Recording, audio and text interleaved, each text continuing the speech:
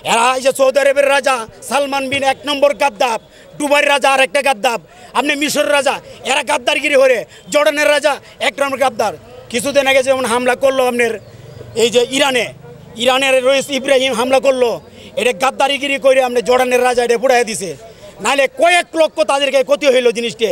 কিছু মুসলমানদের নামদারি রাজা আছে, এরা গাদ্দারগিরি করতেন মুসলমানদের সাথে। এই দালালের কারণে আজকে আমরা মুসলমান মারি খাইতেছি, নাহলে বিশ্বের বুকে আমরা মাথা উঁচা করে দাঁড়াইতে পারতাম জিনিসটা। আজকে বিশ্বের মধ্যে যতগুলো রাজা আছে, যতগুলো মন্ত্রী আছে, যতগুলো এমপি আছে, এরা আমাদের মুসলমানদের টাকা নিয়ে আমাদের মুসলমানদের বুকের মধ্যে তারা গুলি দেয়।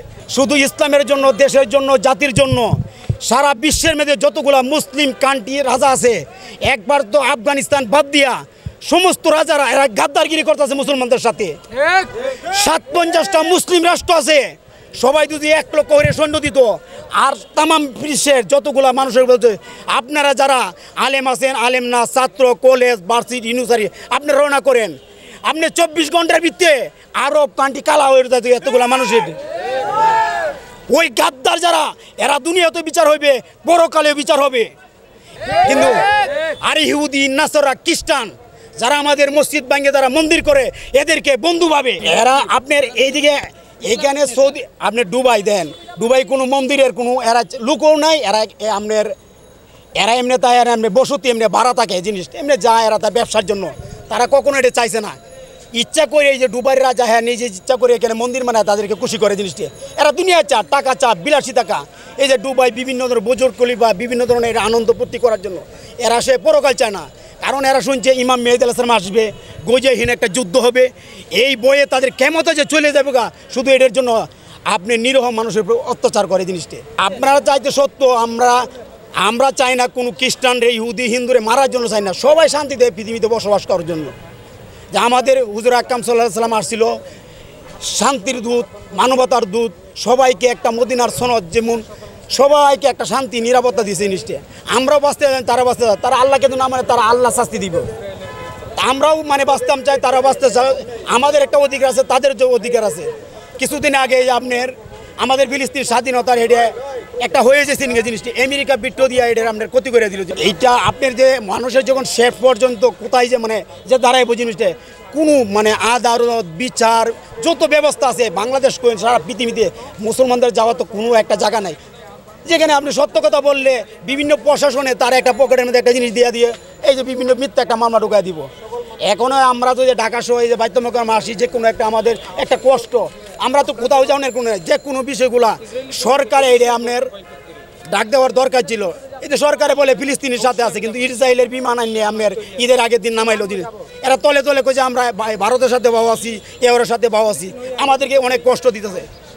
আপনি এই দেশে এই সরকারই বলছিল, আমার তো 44 বছর বয়স, তার 96 ক্ষমতাটাও দেখলাম, বলছিল 10 টাকা করে চাল দিব, 10 টাকা করে আটা দিব, 12 টাকা করে কিরোসিন দিব, 10 টাকা লাগবে বর্তমানে 60 টাকা, 30 টাকা ডিজেল কিরোসিন এখন 110 টাকা, যেখানে 120 টাকা ভাড়া ছিল বর্তমানে 500 টাকা। মানুষের 10,000 টাকা 8,000 টাকার মধ্যে 9 বাই 10,000 বাড়ছে, কিন্তু মানুষ যে কত কষ্ট পাইতেছে, মানুষ যে কত অসহায়, কোথাও যাওয়া যায় না। যদি একটা মেয়ে সে অসহায় দেয়, সে দর্শন বা বিভিন্ন ধরনের করছে, তানাত গেলেও তাকে নির্যাতন করে, অসহায় বিভিন্ন ধরনের। যেমন এসপি প্রতীপ 100 মহিলাকে 100 মেয়েকে লেপ করছে পর্যন্ত। একজন সেনাবাহিনী গেছেন সেখানে ঘুরতে, রাশেদ গানি এই সিনহা, তাকে হত্যা করে ফেলছে জিনিসটা। বিভিন্ন ধরনের আপনার এর সাথে বিভিন্ন সন্ত্রাস ক্যাটারদের সাথে হেরা আছে জিনিসটা, মুসলমানদের সাথে এও নাই।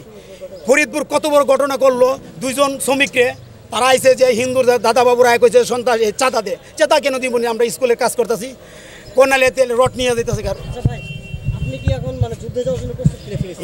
যদি ডাক দে আর সরকার যদি অনুমতি দেয়, কয়েক কোটি মানুষ বাংলাদেশ থেকে একটা যাওয়ার জন্য একটা প্রস্তুত আছে।